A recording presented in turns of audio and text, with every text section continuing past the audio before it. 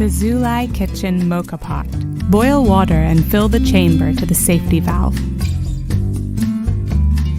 Put coarse ground coffee into the filter funnel.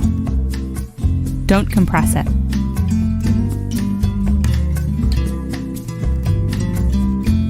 Use a kitchen towel to hold the hot lower chamber while screwing on the top chamber. Place on medium-high heat. Open the lid.